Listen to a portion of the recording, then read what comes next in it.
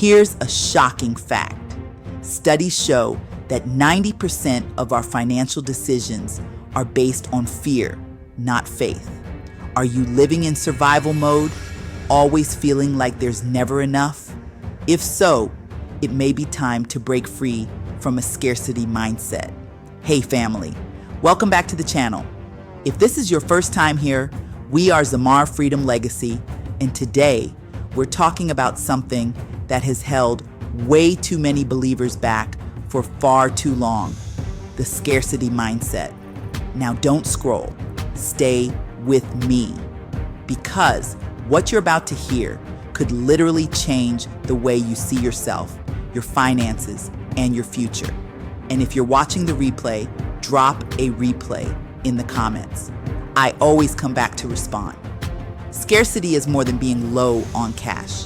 It's a mindset rooted in fear and lack. It whispers, there's not enough to go around, or if they succeed, I lose. This kind of thinking causes people to hoard, stress over money, settle for less, and say no to opportunities because of fear. Even in the church, we sometimes spiritualize poverty and call it humility. But the truth is, a scarcity mindset doesn't glorify God. It limits what He can do through you. Romans 12 verse 2 says, "But be transformed by the renewing of your mind." God wants you to shift your thinking from lack to abundance. Philippians 4 verse 19 declares, "My God shall supply all your needs according to His riches in glory." Think about it. God created a world overflowing with resources, potential, and creativity. He's not just a God of enough, He's the God of more than enough.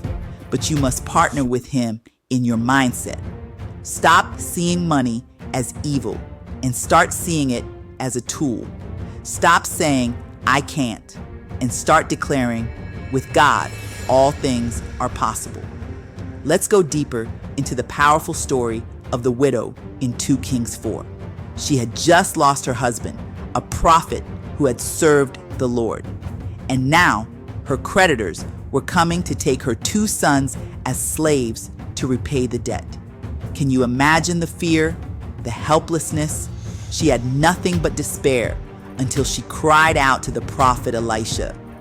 He asked her one crucial question: "What do you have in your house?"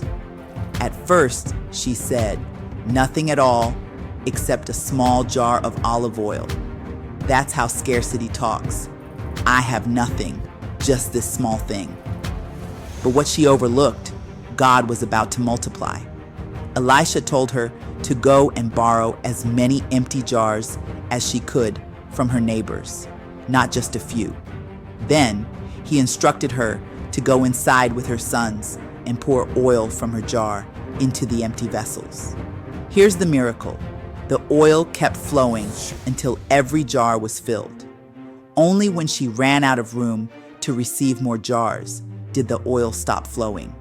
She went back to the prophet and he told her, "Go sell the oil, pay your debts, and you and your sons can live on what is left."